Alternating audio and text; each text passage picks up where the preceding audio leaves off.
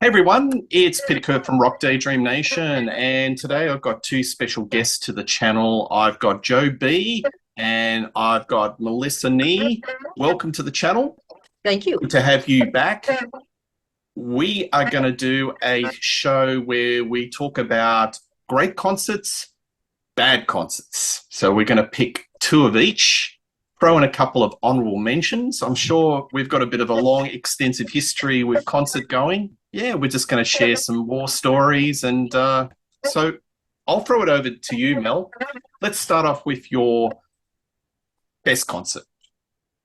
So this was a little bit hard because all my concerts are best concerts for the most part, but I would have to go with acdc Back in Black, August 1980. It was my first real concert. And so it is kind of like the beginning of my love affair with concerts, my love affair with live music, my love affair with heavy music. The whole thing was just, I was 14, so I was young. I was drinking beer and smoking weed and out without my parents, and that whole part of it, the whole sort of, being out with your friends and all of that. And just the music was so, I just thought the whole thing was just so amazing. Now, I sadly didn't get to see Bon Scott, so this is the first time that I saw AC/DC. And it's, Back in Black, of course, they're firing on all cylinders. They're doing that great album. They're also doing, all the great Bon Scott stuff. So the music was amazing. Just the whole thing was just, I just was like, I remember when the lights went down and I got that, and I still get that feeling in my stomach, that butterflies, that excitement that I get when the lights come on and the music kicks in and you're just like, we're on, you know what I mean? And it's just it went by too fast, like every concert does. And it was just an amazing show for me. So I think that's people are probably going to be surprised I didn't say Iron Maiden, but for me, I think that's the one that kicked it all off for me. Yeah, that looks, I think they would have been absolutely on fire. So, with the previous album with Highway to Hell, the Bon Scott, the Death, and then the momentum with Back in Black, they would have been at their absolute stone cold commercial peak. Yeah, Um, absolutely. Every song's a hit, Phenomenal, right? At that point, every phenomenal. song is a hit. Absolutely. Do you recall who the support was on that I tour? have no idea. I Okay. was trying to think about that this afternoon, and I don't even think we saw. I think we Yeah. were too busy. I think we were too busy in the parking lot being bad. Yeah. I'll research it on Set List. Wonderful site on What Yeah, yeah, we yeah. can work it out, see if we can find what out. venue was it at? That's important too. What venue? That was Lakeland Civic Center, Lakeland, Florida. All Yeah. right. Mine was Yep. a little bit smaller venue. I don't even know if it's there. It was the Five Flags Center in Dubuque, Iowa. I guess you could look it up in Wikipedia. It was the first time I saw Kiss. Dubuque, Iowa. February 1983. And I was a freshman at University of Iowa, but it was still about a 2-hour drive from where we were at. I don't even know how we found out they were playing there, but we found out, and I searched high and low. I actually put up a flyer for fellow heavy metal fans because there weren't much of us on campus. Now the college band plays Metallica tributes. Back then, I was a geek because I wore Metallica shirts and I liked Kiss. No one liked Kiss. So anyway, we drive 2 hours in ice and snow. Get there, the Plasmatics opened up. It was frigging awesome. There were only 2,500 people there, so it was hardly anybody there. Eric Carr threw a drumstick and went over our heads and landed on the floor. But they put on a show like they were in front of a giant football stadium. And it was great. We could feel the flames. It was awesome. So yeah, and we talked about it on our Creatures in the Night box set. Yeah, that was blow away. There's a ticket stub in there. I have all my ticket stubs back in Chicago, or I would have pulled it out. I still have that. But they show a flyer and a ticket stub in that Creatures of the Night box set. That was the Creatures of the Night tour. Just a friggin' great show. And the Plasmatics, I was full on into the Plasmatics as well. That was the Coup d'etat album. Metal Priestess was a year before that. So it was great. Just a blow away show. Always will be my number one show. Now, That's Kiss could be in my worst too. yeah, yeah. That's the That's beauty of being a Kiss fan, or the dichotomy of being a Kiss fan. that's the paradox, isn't it? Yeah. But yeah, you've told me about that show, and like 2,500, they could almost fit that into one of the bigger pub venues in Australia. It'd be like could be like a pub gig. So Yes. I guess in a sense, it was like you didn't have too many punters there, but you felt it was like you appreciate the intimacy, Yeah, you know, but Kiss was at sharing the an bottom. experience. Kiss was at the bottom of the barrel. That being said, it was kind of cool because Kiss was like almost like a new wave of British heavy metal. It fell into that now, so it was Mm, like our back to our cult band, you know. yeah. So there were a few of us that liked it, but Yeah, look, it's a real head scratch because I've always said it's one of my favorite albums. And when they rate the albums of Kiss, it's always up there with the critics. But it just did not sell. So it's just one of those head scratches. Okay. All right. Well, over to me. I'm going to go in a different, completely genre of music. So to you folk, it was 1986, August. Being an impressionable 18-year-old that could go to pubs legitimately. I used to go to pubs before, but, a little bit sneaky. And I saw a band called the Cramps. I don't know if you guys have heard of them, but they're kind of psychobilly. I would describe them like the B-52s being possessed by the spirit of Elvis Presley and a lot of that psychotic type music. They were fantastic.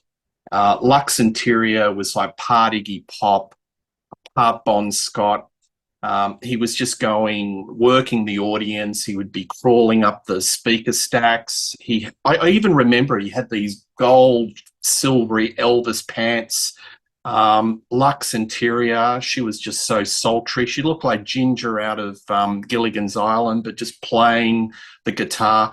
Their music's very primal. It's very basic, but boy, it had the audience captivated.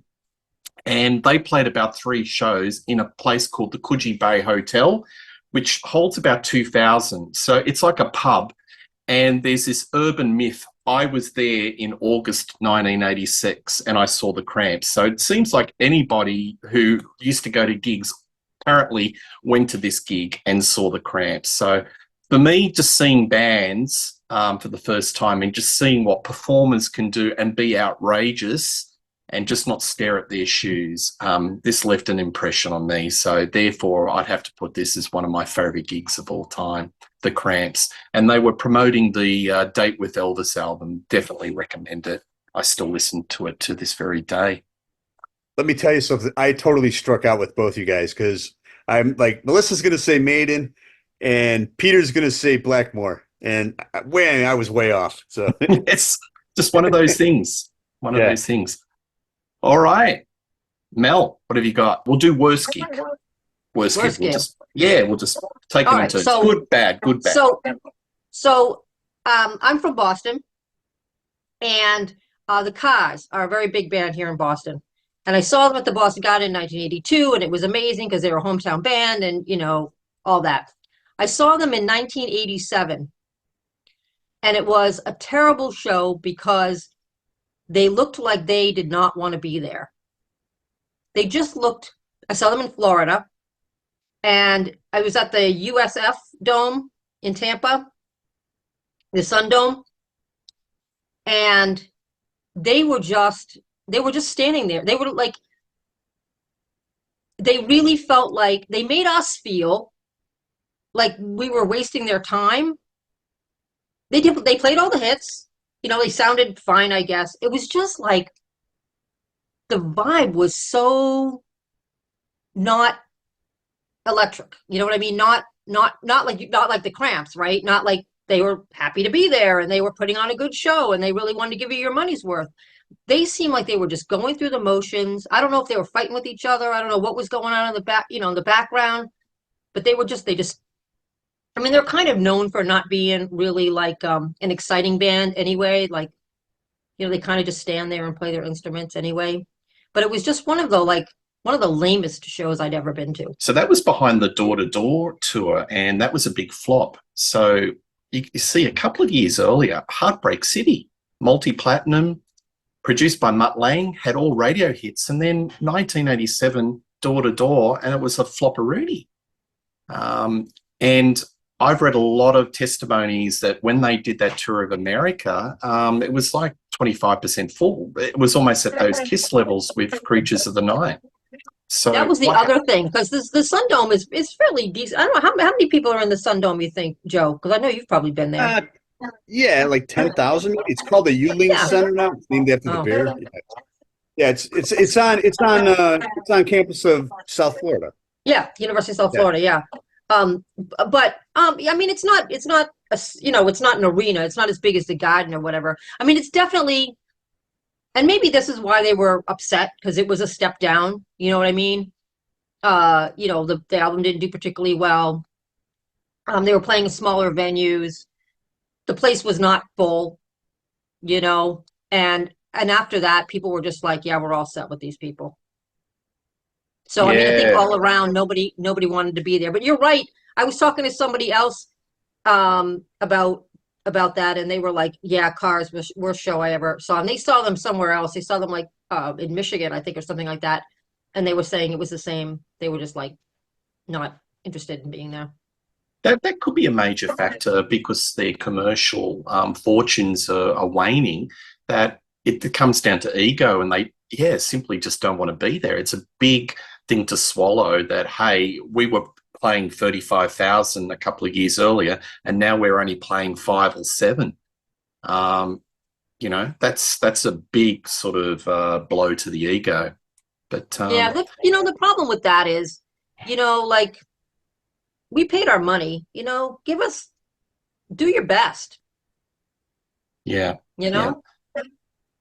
We noticed a lot of signature bands as the late 80s went into the early 90s. An example is In Excess, huge stadium band. But in the early 90s, towards the end of In Excess and before Michael passed away, they had this thing where they would be playing the pubs and smaller theatres to have a more intimate experience. And I think that's kind of marketed. We can't sell a big stadium. They did it in a different approach. And I think that's a better way of communicating things instead of, just putting it in a big theatre. I think sometimes bands overreach. Like, for example, the Kiss final tour in Australia, they played one show in the Sydney Olympic Stadium, which holds about 90,000, and it was only about 35,000 that turned up, a lot of empty seats. They could have just gone next door, done it in the 15,000, the auditorium, full capacity, much better. You've just got to you've got to play to your limitations. And a lot of bands don't do that. Okay, Joe, bad show. All right, this was easy. This is by far the worst show I've been to. So it was 2012, and we were in Las Vegas. We were just talking about Las Vegas. Night before, we see Donnie and Marie. My wife is a huge Donnie Osmond fan. It was awesome. So that's not my show. It was great. It was a lot of fun. The next night, we get tickets to Elton John and his $1 million piano at Caesar's Palace. And it was his residency. And the thing is, most residencies are good. They stay in Vegas and they make sure they put on a great show. There's a lot of bells and whistles to make sure they sound good. This was awful, man. And he had his old guitarist back. I was kind of excited to see it because I like some of his stuff. He opened up with Bitches Back. It was like in slow motion. He was out of shape. He's waddling around. He's making off color, like, I don't know. Then he has this piano. It's worth $1 million, and he talks about "Don't Go Breaking My Heart," and it shows a picture of Kiki D, and I'm like, all right, it's an upbeat song. Let's play it. He doesn't even play it. He went into an hour straight of ballads, and I was like, I left. I went to my wife. I'm like, we're out of here. Like, this sucks. Like, so I didn't even stay for the show. My sister was up like closer to the stage with her husband, and I texted her. I'm like, this effing sucks. I'm out of here. And I'm like, yeah. And we spent a lot of money. We were more in the back, but it was still a lot of money. But it was terrible. And then like he brings up John Lennon, and he's talking about. I'm like, okay, well, the song he made with John Lennon is upbeat and snappy. No, he plays another ballad. I didn't even know what he wound up playing. You know, maybe played Saturday Nights All Right for Fighting towards the end, but I couldn't sit through an hour of ballads with this out of shape old dude with a bad toupee or hair weave, whatever, telling off color jokes that were not funny. And I got out of there. So that hands down was the worst show I've ever been to. Elton John in the 2012 residency at Caesar's Palace. There you go. I was tempted to see Elton in his last round when he was doing the farewell tour, and I think he finished up in maybe Japan or somewhere, but Australia was definitely in the last legs, and I thought, no, I might give that a miss. So I wasn't that huge an Elton fan, but yeah. Well, there you go. Well, for me, I'm going back to 1987 and a band called ZZ Top. Now, ZZ Top in 84 were absolutely huge with that Eliminator album. And they did a follow-up that I think even did more in America in respect to platinum sales, or at least, at that level with Afterburner. So I've been playing all the songs, even went back into the discography where they are all bluesy, exciting, a bit of hard rock crunch. And they played the Sydney Entertainment Centre in March 1987, supported by Rose Tattoo. They played for 65 minutes. 65 minutes. Most of the songs were off Afterburner and a bit with Eliminator. And there was no interaction between the band themselves, and there was absolutely minimal interaction with the audience. They had all these laser lights, kind of, the fancy car laser light show, but it was just utterly disconnected, dysfunctional, and kind of boring. And I love ZZ Top. Now, I saw ZZ Top about 10 years ago play a theatre in Sydney, Metro Theatre, which only holds 800. They were bloody brilliant. Billy Gibbons is a fantastic guitarist. They engage with the audience. But in that arena circumstance in 1987, they were terrible. And that's easily probably one of the worst concerts. 65 minutes they played. That's just not acceptable. I could be off. Did Frank Beard have an issue at that time or no? He played and he didn't have an issue. But one thing I found out about those guys, because I was just kind of amazed, there was no interaction between the band. Did you know those three hate each other? So the longest running band in rock history, which, sadly one of the members is no longer with us. And it's just one of those stories. Are not so close. Separate limos, separate hotels. That sort of explains some of the band interactions. But 65 minutes, it was just really piss weak. Mel, did you ever see them in the day? I did, and I loved them. But I had heard that as well, that they didn't care for each other, that it was really business. Did you see that tour in that era? The I 80s? did see that tour, and I don't remember. I remember that tour, but I remember they were much better. Like I liked the tour before better, but I liked the 70s stuff a little bit better for me. Yeah, So, not much. but see, I don't remember them if they played. I mean, I saw that tour, but I don't really have any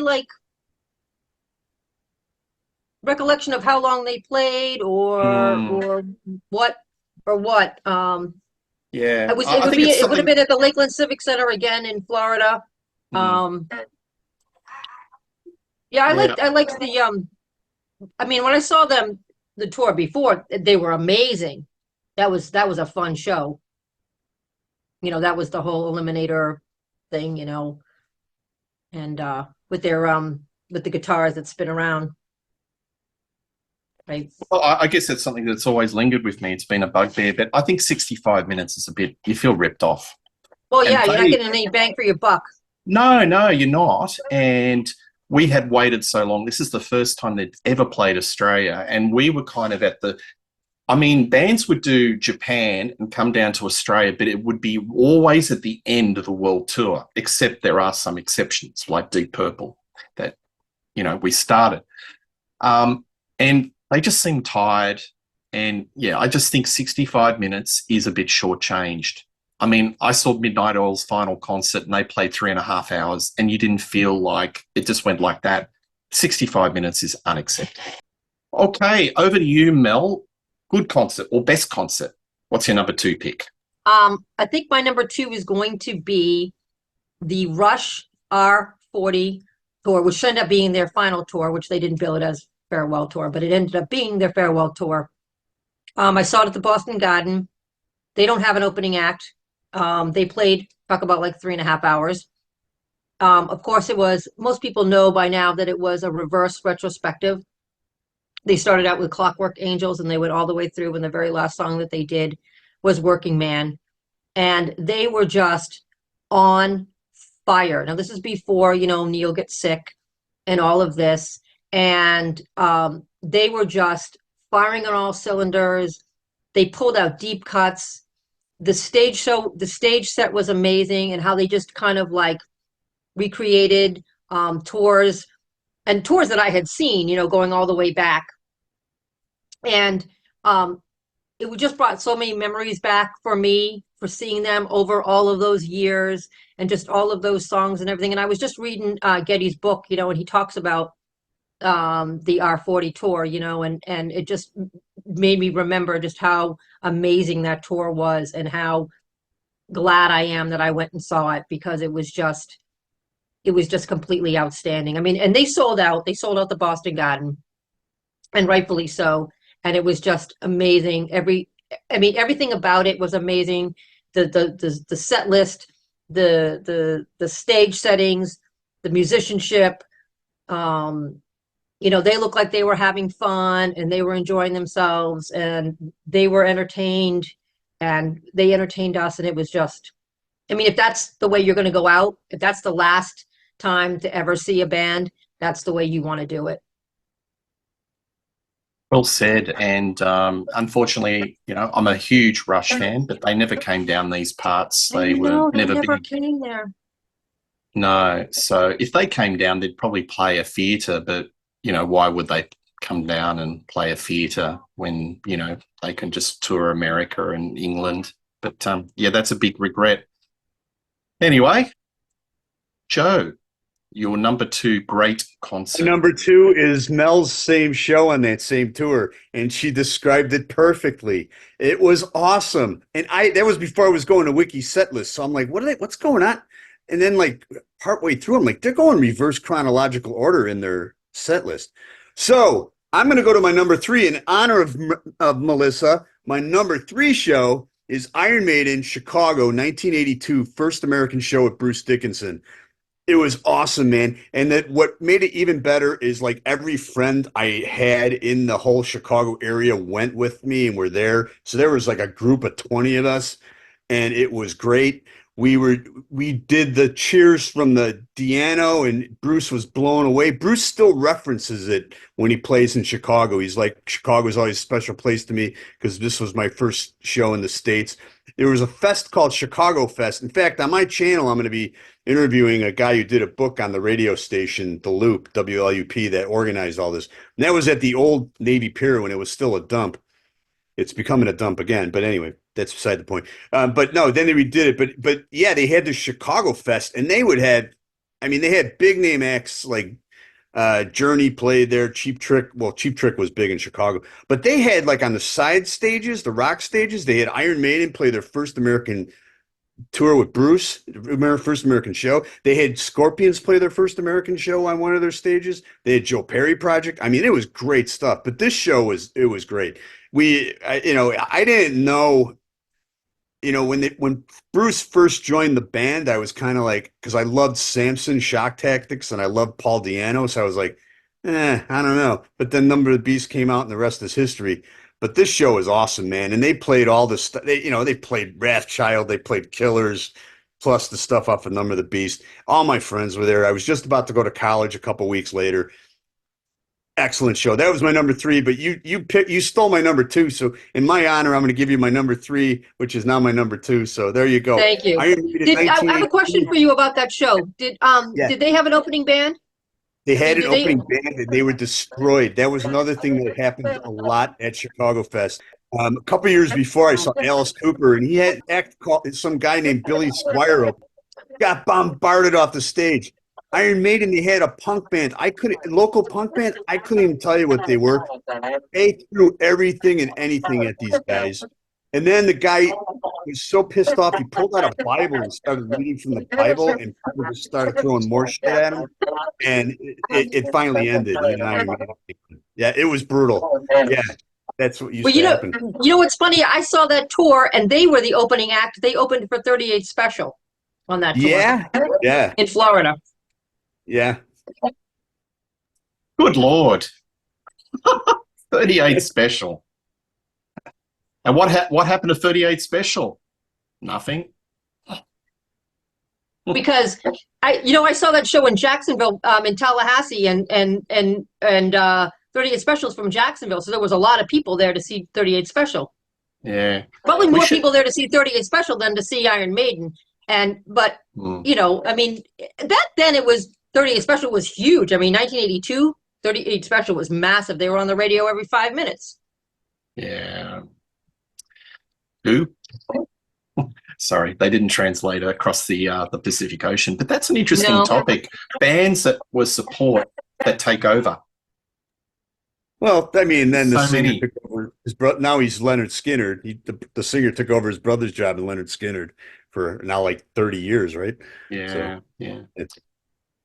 All right, over to me. Best gig. I'm just looking through my favorite concerts, and not many of them are in the hard rock metal. I mean, I've seen a lot of good, very good, but that truly sublime, excellent has been kind of in different sort of music genres. In 2003, I saw an artist called J Harvey or PJ Harvey. I don't know if you folks have heard of her. And this is her first time that she played Australia. And she was doing a bit of a festival called the Big Day Out, where they have a lot of different bands that go to all the different capital cities around Australia. So there was a lot of sort of fever around Polly Jean. She had never come to Australia. And she played the Enmore Theatre, and she was just absolutely sensational. Apparently she had food poisoning. She was on a boat cruise, something that didn't sort of go well. And I mean, most artists or most prima donna artists would probably cancel, but no, she went through it and you wouldn't know. She absolutely was on fire. Sexy, absolutely captivating, intoxicating. She just rocked out. She did all, songs from her discography going back to, Dry and that early material. I just fell in love with PJ Harvey, and it was absolutely jam-packed. It was January. So January down in Sydney is just like the peak of summer and humidity. And I think my T-shirt, I could have just gone and it would have just come out into a bucket. It was just saturated with the humidity. You could see that. I think there were so many people in this theatre, you could see the condensation just coming off the walls. I don't know if you've ever been to a pub or gig like that where they maybe put too many people in the venue, but she just lapped it up, and it was just the connection between herself and the audience was absolutely magic, and I still love it to this day. PJ Harvey, and that was in January 2003. All right, so Mel, bad gig. What's your number two pick? I should say. All right. So this is kind of a sad show. So it is March 26th, 1986, Worcester Centrum, Black Sabbath, 7-Star Tour. You probably know where I'm going with this. I am. Glenn Hughes was an absolute hot mess. And you were there. I was there. And it was the last show that he did before they got Ray. And the interesting thing is I lived in Florida at the time, and I came up to Boston to see a friend of mine. Her birthday was March 24th, and we went for her birthday. And I actually saw this tour in Florida again, April 17th or the 19th. I can't remember the exact date. In Lakeland with Ray, and it was like a totally different show because Ray Gillen was excellent. But yeah, I saw that show. It was an absolute disaster. And I said to my friend, I don't think Glenn Hughes is going to see 1987. I mean, he looked like he was going to drop dead right there on the stage.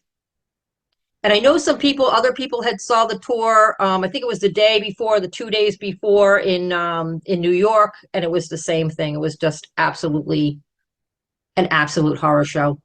And it was sad to watch because I love Glenn Hughes. I love his voice. I loved what he did with Deep Purple. I really liked Trapeze. I was looking forward to this. I knew it wasn't really a Black Sabbath show, right? Because it was supposed to be Tony's solo album, but they billed it as Black Sabbath, but there really wasn't Black Sabbath. And Vinny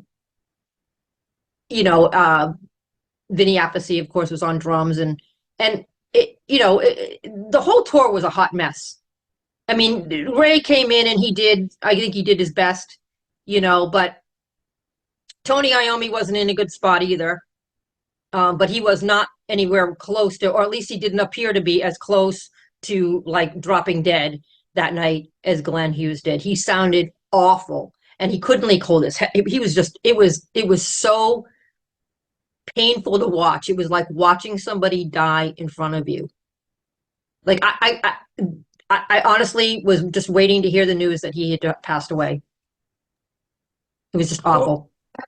I think it's a testament that he's survived. Oh, and absolutely. And absolutely. Of his peers, he's got the best voice in rock.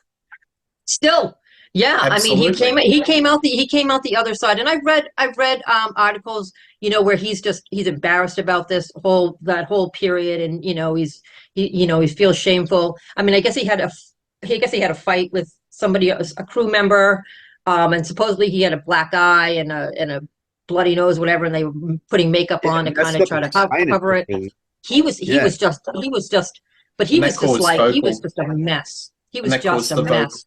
And that caused the vocal damage, because I think it was sort of like he had vocal damage after that fight. He couldn't utter a note. Yeah, I guess he was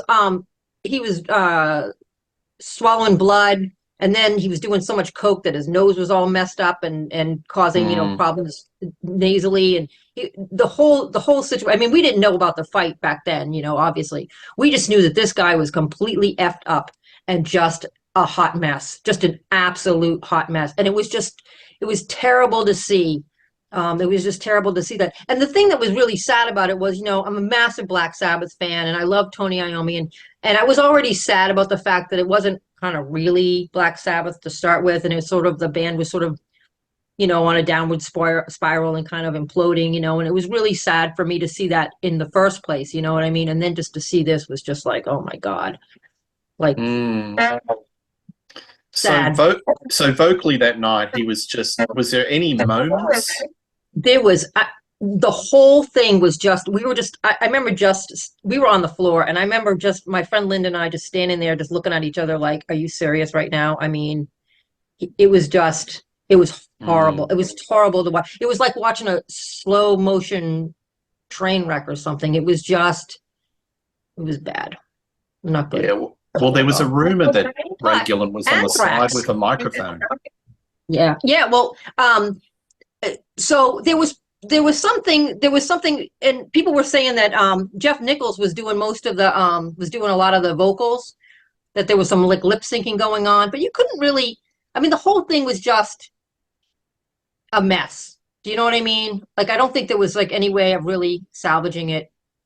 There's a if you go on YouTube, somebody actually put that concert, the Worcester concert, on YouTube, and it doesn't sound as bad as it did when I was there, so they must have cleaned it up.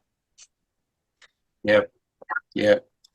I've heard stories that the first couple of shows in this tour, maybe it was pre-fight, it was okay. Yeah. Yeah. Yeah, I mean, he was pretty coked up, but I guess he was sort of holding his own or whatever. But he only did like 5 or 6 shows. Wow. Yeah. Well, there you go. This is something I've just read about in reference books, and now you've just Nope. you a direct testimony. Joe, you got any comments? Direct testimony that it was horrible. I think it's awesome. It's part of history. It's bad history, but yeah, Yeah, I mean, yeah, but it was Pete Pardo from CA Tranquility went to the New York show, and he always talks about the how we saw the New York show and how it was a disaster as well.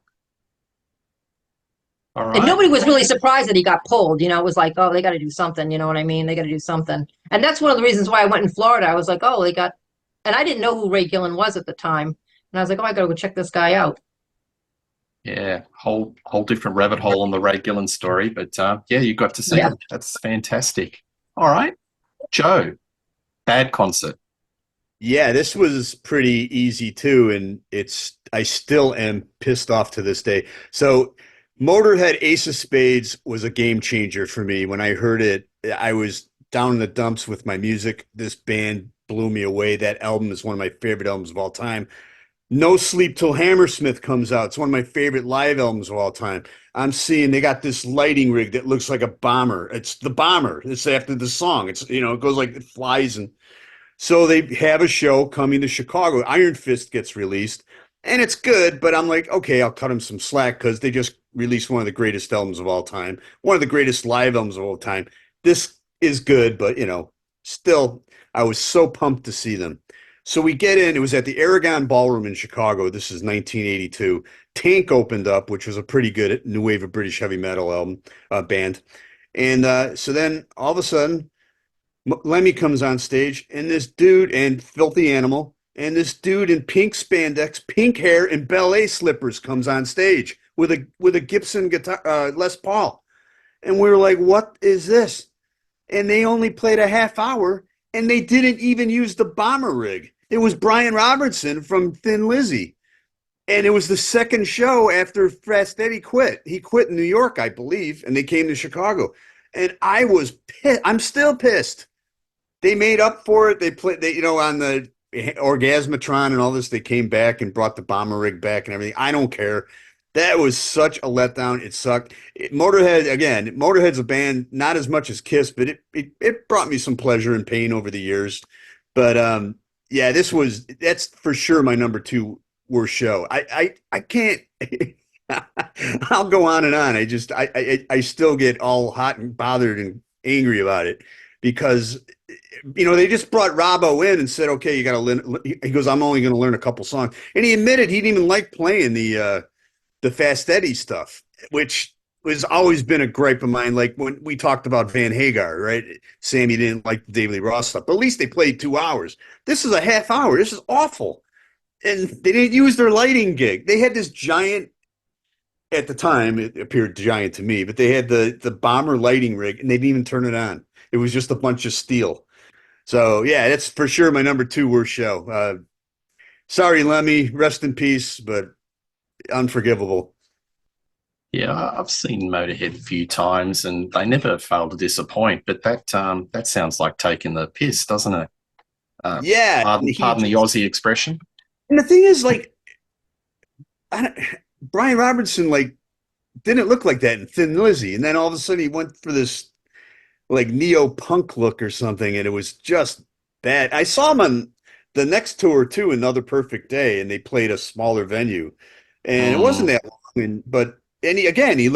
He wore like leopard pants and ballet slippers, and I don't know, mm. I don't know what's going on there, but I like Another Perfect Day in hindsight. I think it's a great album, but that show was definitely my second worst show, and it was such a disappointment because I was so pumped to hear "No Sleep Till Hammersmith," right? And they didn't even Yeah, play most of the songs. Yeah, absolutely. Mel, did you see that tour?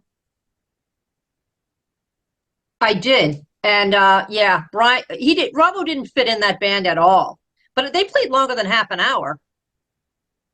But yeah. they, I know they started playing longer as he started learning more songs. This is the second show with him, oh, so yeah, he only knew a handful of songs. They played a half hour. yeah. Yeah, He didn't fit in the band at all. It was a kind of a weird period. and I guess it goes into that topic, Mel, of how long is acceptable for a headliner. 35 minutes, that's a bit thin. Oh, absolutely. Again, you're not getting your money's worth. Yep, yep. There's a famous story of different genre of music where Elvis Costello played the Capitol Theatre in 1978, and he played for 35 minutes. and the punters were so pissed off, they ripped the seats out of the theater. It's actually in his book. But that stuff would happen. It didn't happen to that show, but I've been to shows where it got rough. Or I remember they had a closed circuit boxing match. Marvin Hagler, from your area, but it was Sugar Ray Leonard on closed circuit, and because they didn't like the outcome, they started throwing chairs at the screen and started a fire in the arena. Yeah, so I mean, it used to happen. Yeah. I've read shows that like Rainbow, Richie Blackmore doesn't do an encore, and the audiences start ripping out chairs and all sorts of things. But all right, well, famously, that was a Judas Priest, right? The Judas Priest show in Long Island where they ripped out the seats and everything. Yeah. What era was that? What? My friend Ralph went to that show. Was that 86? I think it was the turbo. It might have been the turbo Turbo. Okay. Yeah. But it was a big riot, and Yeah. and they were ripping out the seats and everything. And the band got barred from playing the venue for like 30 years or something, and had to pay for all of the damage. Yeah. Didn't they get banned in Madison Square Garden as well? Similar, but earlier. Yeah, maybe it was Madison. I thought it was on Long Island, but it may have been Madison Square Garden. Yeah. I heard that story. Yeah. All right. Well, my bad gig is Courtney Love and Hole. I saw them at Terminal 5 in New York playing a club gig, and she was promoting this album called Nobody's Daughter, which was like, you could more or less say it was a solo album, but it was under the whole name. And just basically, it was just Courtney just going through the motions. She started off with Sympathy for the Devil, or it might have been the one or two song, and she only played for about 60 to 65 minutes. Common theme here. Completely disinterested, just looking at her shoes, no interaction with the audience. You didn't have any of the original members. It was basically her, so it was more or less a solo show. I love Courtney. I think Live Through This is one of my favorite grunge albums of all time, but it's a masterpiece. And, I'm a big fan of Hole, even Celebrity Skin, but Billy Corgan wrote a lot of that stuff. Yeah. Yeah.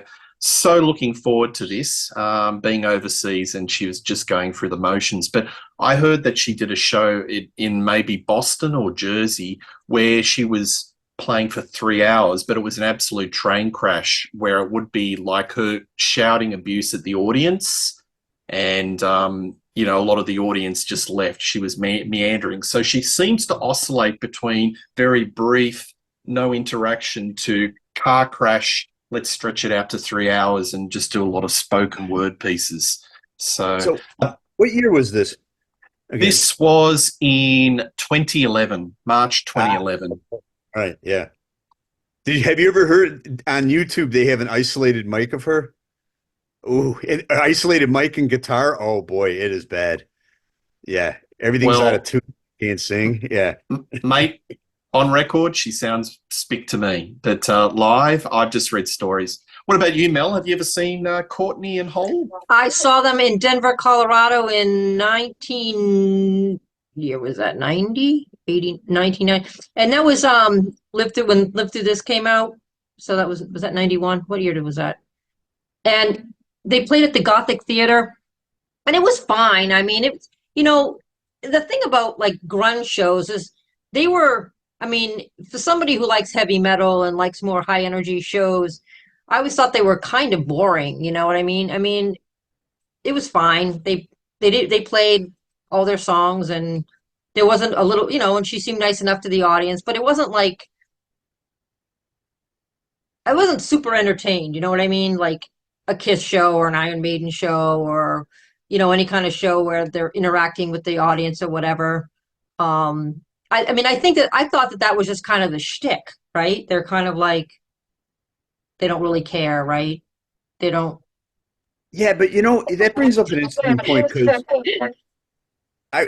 I was gonna, if we were gonna do more, I was gonna list the second time I saw Pearl Jam, because like the first time I saw Pearl Jam, They were awesome, full of energy. Eddie jumped into the crowd. Yeah, well, Then they I were saw always energetic. then I saw them like 4 years later, and they just were like this. So I don't know. Same thing happened with Alice in Chains and to some extent Soundgarden too. It seemed when they first came out, there's a lot of energy. I just thought maybe it was just. I mean, I didn't feel like that with Pro Jam though. Every time I've seen them, they've been pretty much into it. But yeah, I've noticed that. I just think I was kind of like, like I saw Screaming Trees and I saw Mudhoney and like everybody just kind of seemed like there was the whole that whole I don't care attitude, that whole They called it the shoegaze, no, right? yeah, whatever, no bells and whistles, no, just come out and kind of be bored or whatever. I mean, I thought that Pro Jam wasn't boring. I mean, I thought that, Eddie was entertaining, running around and jumping into the audience and everything. I thought that of all of them, he was the most entertaining. And I loved Chris Cornell. I loved his voice and everything, but I thought that Pro Jam was funner live, was more energetic. It was more like a rock concert. I mean, that was the thing about like all the grunge bands. It just didn't feel like it was like a concert. They just sort of seemed bored. Well, I've seen Pearl Jam once, and they were boring with a capital B. I'm sorry. When was this? Was this recent? 2010s, early 2000s. Boring. I've seen them once. I was just, yeah. If this was a Broadway show and I had the song list, I would have just ticked off the songs just to know how I could get to the car quick enough. My sister travels all over to see them. That's her like equivalent to her Oh, Iron Maiden or whatever. She I've got loves them. some. Her and her husband loves them, love them, love them. They go all over the Mm, country to see them. But yeah, I mean, I saw them. The last time I saw them was I think 2011 or 2012 at Fenway Park. I don't even know if they had an album out at that point. I guess went with a friend of mine. It was at Fenway, and it was it was a nice afternoon out. Nice night out in the yeah. summertime. To go to Fenway and have fun or whatever. I'm not a huge, massive. I don't keep up with their newer albums and that kind of stuff. But I thought early on, I thought that they were, like I said, they were fun and they were energetic. But everybody else, like I said, Hole was just kind of like, and Nirvana, and they all just Mm, seemed like there was that whole. They just sort of seemed disinterested, I think is the word that I'm looking for. yeah. Well, I'll tell you that album, Live Through This, is electric. It's a masterpiece. And It is yeah, a good just album. the once and only time I saw it was just completely disaffected. And that was very disappointing. So, all right, we'll do a quick round of honorable mentions. Just throw a couple of maybe good. Let's be positive. Let's finish the show on a positive. So, Mel, just throw a couple of positive, great concerts I to would wrap things up. say every Iron Maiden show. But well, there was one that was, but that was I had some personal problems. But like the first time that I ever saw them, of course, because that started the whole love affair. And then as I traveled to see them, so to travel overseas to see them, and probably one of my very, very special Iron Maiden shows was this past year when I went and saw them in Dublin, because I went with a bunch of friends of mine from all over the world, podcasters and whatnot that got together, and it was like a summit. And we all went to see Iron Maiden together, and we were all on the floor together, drinking beers and singing Iron Maiden. And it was just, the whole thing was just spectacular. Not just the show, but just the camaraderie and the being with my friends and being in Dublin. And so that was probably one of my absolute favorite Iron Maiden shows. Great. Yeah, look, there's a big community, and I might see you this year. I will see you this year We'll in see you Sydney. this year. In Sydney. What about you, Joe? Any quick honorable mentions? Yeah, I do. I have two. So Tool, every time I've seen Tool, they're awesome. And they remind me of Rush, honestly, especially since Maynard stands off to the side. It's like a three-piece band. But I saw them in Nashville, January 2020, before COVID. And I was really close to the stage. And they're playing Zombie. And all of a sudden, I hear they stop. And I literally heard another guitar get plugged in. And Maynard goes, "Ladies and gentlemen, Richie from Judas Priest." And Richie Faulkner comes out, and he played Zombie, and he rips into like a 5-minute just shred during Zombie. And Alex Lifeson actually did this on the latest tour. He came out and played Passage to Bangkok and shredded during Zombie as well. But that show was great. Yeah, so that stands out. My other one is the Black Sabbath reunion tour in 1999. It was friggin' great. I never got to see him at Ozzy, and Ozzy wasn't even that great. I was kind of off to the side. He had two TV sets and just looked at the lyrics, but the rest of the band was awesome. Tony Iommi would walk towards us and look, it was great. When they played After Forever, I had a friend who got me into Sabbath, and that was like his favorite song, and he didn't go. And I was like, Mark, why the hell didn't you go to this show? That's my first thought, right? But yeah, it was just great. Geezer and Tony were awesome. Bill Ward was on fire. They had a guy in the pit because we were on the side, and he played keyboards and rhythm guitar. So like during Snowblind, it was cool though. He was down in the pit, and during Snowblind, when Iommi played his solo, this guy just started playing the power. It was so cool. So I love that show. That's another one. That would round up my top five. Yeah. Fantastic. Yeah, look, we could probably do a sequel because there's just so many. Because when you folk are talking, I'm just thinking, oh, I didn't pick this one. I didn't pick that one. I'll just throw a couple of ones. Rolling Stones, saw the last tour. They never fail to disappoint. And you can see why they're a legendary band. They've got game. They're just in the pocket. And considering they're all pushing 80, they're just absolutely fantastic. Aerosmith in 89, they had their groove back. That was the first time they played Sydney. So just to see Tyler and his swagger, that was really a joy to behold. Iron Maiden, never seen a dull Iron Maiden show. They've always been top notch, and it's a community. It's like a big choir. I love seeing Maiden, so I've never seen a bad Iron Maiden show.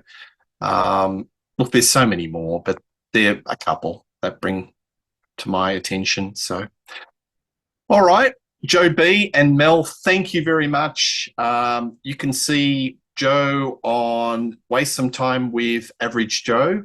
Got anything new coming up, mate? Yeah, so I have the Foghat interview right now. They're playing a couple blocks away from me in a couple days. I don't know how that's going to go, but I got a really great interview coming up in a couple days. It's a guy who worked at WLUP in Chicago, which was one of the greatest, if not the greatest radio station in the United States. And then they broke off into two stations, AM and FM. It's just great stories. So when they go into the AM section, they get the Chicago Bulls with Michael Jordan. I mean, it was just an amazing time for radio in Chicago. Good stuff. And Mel Nee on Metal Chat. Is there anything coming up on the podcast? Yeah. I got a show coming up. We're going to talk about everybody's favorite subject, extreme metal, and essential if you want to get into that, the heavier stuff. Myself and my buddy Greg from So Far So Pod So What are going to try to enlighten you on some really good heavy stuff. Fantastic. Great Sunday morning listening music. Grab a cup of coffee, have your cereal, and listen to some extreme metal. Good stuff. Pleasure to have you too. We'll do another show. Please like and subscribe to Rock Daydream Nation. Click the bell. But one thing's for sure, you'll see these folks on plenty of shows during 2024. See you later. Cheers.